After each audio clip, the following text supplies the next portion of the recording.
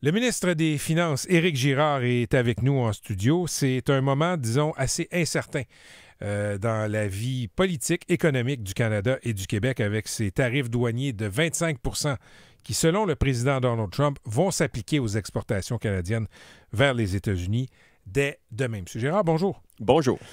D'abord, là, on nous annonce une récession historique si les tarifs douaniers sont imposés. On parle d'une sorte d'apocalypse économique qui va faire mal comme jamais au Canada et au Québec. Aux Québécois inquiets. Que dit le ministre des Finances? D'abord, qu'il va falloir voir les faits. C'est-à-dire qu'il y a beaucoup de choses qui sont dites. La vérité, c'est que s'il y a imposition de tarifs au Mexique et au Canada, que les chaînes d'approvisionnement nord-américaines sont impactées, la croissance va diminuer aux États-Unis et les prix vont augmenter aux États-Unis. Donc, il n'est pas dans l'intérêt des Américains de poser ces gestes et c'est pour ça qu'on continue de croire que les faits vont être moins graves que ce qui est véhiculé, dit, mentionné. Et nous, on va réagir aux faits. Et oui, on va aider nos entreprises, puis on va aider les personnes. Et je qualifierais ce que vous avez dit. Non, ce ne serait pas la pire récession ou la catastrophe. La Banque du Canada, qui est ceux qui nous donnent les estimés les plus clairs, là, disent que ce serait un impact de 2 % sur l'économie. Donc, la première année. Bien, 2,5 la première année, 1,5 la deuxième, 2 % en moyenne sur 2 ans. On prévoit une croissance d'à peu près 1,5 à 2 %. Donc, oui, on serait en récession, mais non, ce ne serait pas la pire récession de l'histoire du Canada. Et on a de bonnes raisons de croire que s'il y a des tarifs, il y aura des conditions attachées à ça, qu'on pourra faire valoir nos points, remplir ces conditions rattachées à la frontière, le fentanyl, l'immigration, et qu'on pourra rapidement abaisser ces tarifs, les prévenir. Et donc, il faut attendre de voir ce qui va se passer. Trump a parlé de la frontière la première fois qu'il a évoqué ces tarifs douaniers de 25 %. Après ça, son discours a évolué vers le Canada prend avantage des États-Unis, il faut corriger ça. Howard Lutnick, qui va devenir secrétaire au commerce, a témoigné au Congrès. Il a dit ces dernières heures, si le Canada règle le problème de frontières, il n'y en aura pas de tarifs. Et Scott Bessent, qui va être secrétaire au Trésor, lui a parlé de 2,5 % de tarifs. Oui. Qui vous croyez dans tout ce monde-là? Mais moi, je surveille beaucoup les marchés financiers. Parce que les marchés financiers savent que ce n'est pas une bonne politique publique, que ça réduirait la croissance aux États-Unis et que ça augmenterait l'inflation aux États-Unis, que ça pourrait provoquer une récession en Amérique du Nord, pas seulement au Canada et au Mexique. Et là, ce qu'on voit, c'est que les marchés sont très calmes. Ils attendent de voir les faits. Qu'est-ce qui va se passer? Et c'est ça qu'on doit tous faire. Charles Lemond, le président de la Caisse de dépôt, était assis où vous êtes là aujourd'hui, M. Oui, Girard. j'ai entendu. Et il se dégage de notre conversation présentement la même impression que j'avais avec M. Lemond. Les gars de chiffres n'ont pas l'air si alarmés. Bien, d'abord, M. Lemond et moi, on vient des marchés financiers. On a vécu plusieurs crises. La crise asiatique, le 11 septembre, l'écrasement de la bulle technologique, la grande récession de 2007-2008. Alors, lorsque la pression monte, lorsque la tension monte, il faut être calme, il faut avoir un plan. Le Canada a un plan. Les provinces sont d'accord. Il y a une certaine dissension, comme vous le savez. Avec l'Alberta. Mais, première étape, prévenir les tarifs. Deuxième étape, répondre aux tarifs. Troisième étape, s'occuper des changements structurels qui sont nécessaires dans l'économie canadienne pour améliorer la situation à long terme. Faut-il répliquer aux tarifs? Parce qu'il y a une école de pensée au Canada qui dit si on impose, par exemple, nos propres tarifs à l'exportation, par exemple, si le pétrole était exclu de la guerre commerciale par les Américains, il ne faudrait pas répondre. Qu'est-ce que vous pensez de ça? Il faut répliquer. Je suis convaincu qu'il faut répliquer. D'ailleurs, la dernière fois, la première administration Trump, nous avons répliqué. Et nous avons signé une entente de libre-échange. Nous sommes dans l'espace économique nord-américain avec le Mexique en vertu d'un traité de libre-échange qui a été signé par la précédente administration Trump. C'était son bébé. Exactement. J'ai entendu qu'à la SAQ, on est prêt à ne plus acheter de vin américain. On s'entend, on est dans le symbole. Tant pis pour les amateurs de vin californien. Là. Oui. La mesure de représailles québécoise qui ferait le plus mal aux Américains, d'après vous, qui êtes ministre des Finances, M. Girard, ce serait laquelle? Bien, on ne veut pas révéler... Je le sais, mais donnez-moi un indice. On ne veut pas révéler nos stratégies, mais je ne veux pas vous dire que c'est celle qui va venir, tout ça, mais les Américains, ils ont un surplus au niveau des services. Ils nous vendent, au niveau du tourisme, ils nous vendent plus de services que nous leur en vendons. Alors, c'est certain que, par exemple, si les... puis ça, c'est pas une mesure gouvernementale. Si les Québécois et les Canadiens réduisent leur voyage aux États-Unis, mais ça va faire mal. Alors, il y a plein de gestes. La première étape, prévenir les tarifs. On attend de voir ce qui va se passer et les mesures de représailles seront communiquées en temps et lieu. Et dans ce cas-ci, ça viendra du Canada parce que les barrières commerciales, c'est le commerce international, c'est une juridiction du Canada. Donc, c'est pas le gouvernement du Québec qui déciderait de représailles. Bien, on est impliqué, on est dans les discussions. Mais le premier ministre Legault a parlé Ottawa. Plusieurs fois avec le premier ministre Trudeau, puis on a approuvé la liste de représailles, puis on est prêt à agir. Alors, on est impliqué, nous sommes au courant et on va agir en temps et lieu. OK. L'équilibre budgétaire au Québec, prévu pour 2029-2030. Oui, à ce moment-là, ça ferait 10 ans que nous serions en déficit parce que nous étions en surplus avant la pandémie, en 19-20. Et là, avec cette possible... Si je vous écoute, il n'y aura pas de guerre commerciale, mais il va y avoir des turbulences, disons ça comme ça. Oui. Pensez-vous que c'est réaliste de revenir à l'équilibre budgétaire en 2029-2030? Mais ça dépend de ce qui se passe. Okay? Parce que avant la menace tarifaire, l'économie va plutôt bien.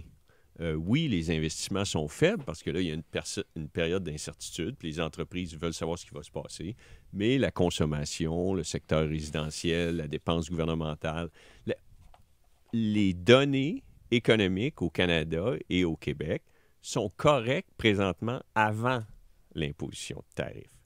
S'il y a imposition de tarifs et récession, la priorité, ce n'est pas l'équilibre budgétaire, la priorité, c'est l'économie, s'assurer que nos entreprises passent à travers, que les Québécois passent à travers.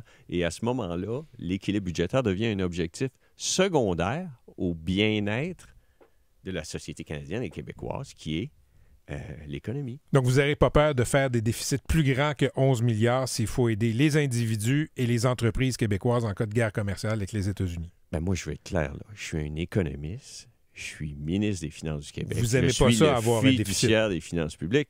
J'aime mieux être en surplus qu'en déficit. Oui. Mais au besoin. Puis je sais comment, à partir d'un déficit, revenir à un surplus. Il faut que les revenus croissent plus vite que les dépenses. Et derrière nous, il y a des taux de croissance de dépenses de l'ordre de 7 % parce qu'on a eu une pandémie, une forte croissance de la population, on a le vieillissement de la population. Alors, derrière nous, des taux de croissance de 7 %, devant nous, des taux de croissance de 3 %. Et avec des revenus de 4 %, si les revenus croissent plus vite que les dépenses, on va revenir à l'équilibre budgétaire. Mais tout ça, c'est secondaire s'il y a une récession.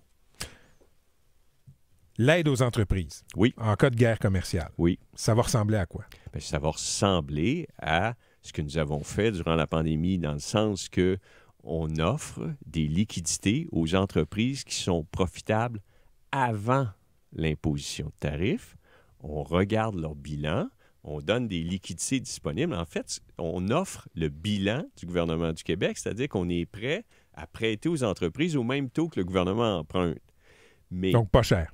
Mais l'ensemble des entreprises ne tirera pas sur ces lignes-là, là, parce qu'il y a des entreprises hautement profitables qui, face à une réduction de la demande, ne voudront pas nécessairement augmenter leur endettement. Donc, il s'agit de fournir des liquidités pour aider les entreprises qui, normalement, allaient bien face à une période plus difficile. On les aide, c'est des prêts. Et on sait comment faire ça. On a toute une expertise au ministère de l'Économie puis chez Investissement Québec. OK, j'allais dire, je vous ramène sur le plancher des vaches, mais je vous ramène sur le plancher des hôpitaux. Oui. Je sais que vous êtes venu avec une petite feuille là, pour contredire les gens qui disent que vous êtes dans l'austérité. Non, je ne veux pas contredire personne. Je suis conscient que Santé Québec a un travail difficile à faire. J'ai amené la page B17 du budget, puis je vais vous la laisser. OK, mais avant ça, Christian sur les Dubé, heures en soins à domicile. On va y arriver. Christian Dubé a envoyé le signal à Santé Québec. Mettez la pédale douce sur le 1,5 milliard de compression. C'est vous, le gardien des finances publiques. Êtes-vous d'accord avec lui? Bon, je vais être clair, là. Moi, je vois les chiffres, je sais ce qui se passe. À aucun moment, nous n'avons demandé à Santé Québec. Santé Québec, ça a commencé le 1er décembre. Il faut leur donner une chance, là. Ben, c'est pas donner une chance que de dire couper 1,5 milliard. Il faut les laisser faire leur travail. Il y a des améliorations à faire au niveau de se sevrer de la main-d'œuvre indépendante, les taux d'absentéisme, l'administration. Nous, ce qu'on a demandé, pouvez-vous respecter les budgets, intégrer une discipline, et ce qu'on voit, c'est que pour la période avant qu'ils arrivent, ils ne respectaient pas les budgets. Il y avait des déficits. Et là, ce qu'on a demandé, c'est pouvez-vous converger vers une situation où les dépenses égalent le budget au dernier trimestre, qui est le premier de Santé Québec. Donc ça, traduction, c'est s'il faut donner moins de bains puis donner moins de soins à domicile, faites-le. Mais dans l'application, là, il faut les laisser travailler. OK? Les soins à domicile sont en hausse de 78 % le nombre d'heures de soins à domicile.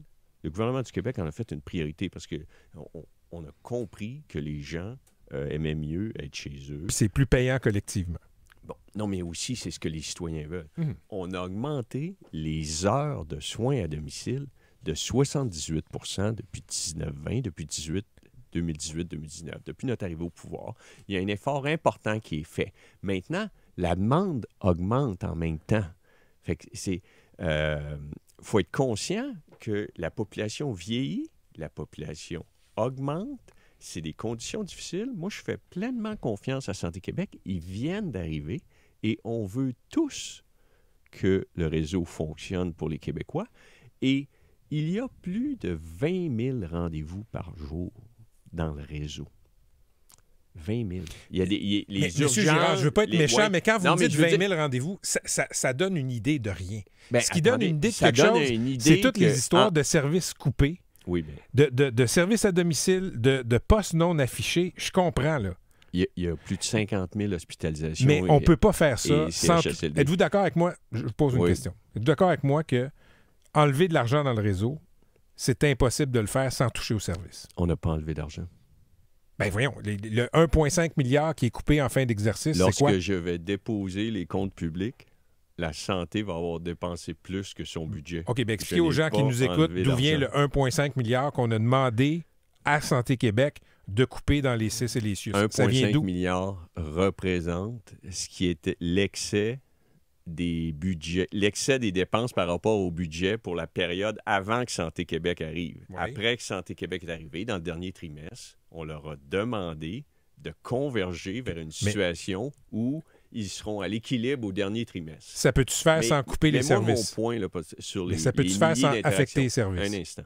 Mon point sur les milliers d'interactions, c'est qu'il y a des milliers d'interactions, des dizaines de milliers d'interactions positives dans le réseau chaque jour dont personne ne parle. C'est vrai. Mais on ne parle pas des avions qui décollent et qui atterrissent non plus, M. le ministre. Non, mais il faudrait parler des soins en oncologie qui sont exceptionnels. C'est exceptionnel. Au Québec. Tout le monde le sait. Crise cardiaque, accident de voiture, cancer, on est généralement bien soigné. Moi, en chambre, j'ai été assis à côté de Daniel McCann pendant 2 ans. L'ancien ministre de la Santé. Et à chaque jour, il y a quelqu'un qui soulevait quelque chose qui ne fonctionnait pas dans le réseau. Mais il y a plein d'affaires qui ne fonctionnent pas. Mais il y a des milliers d'interactions qui fonctionnent.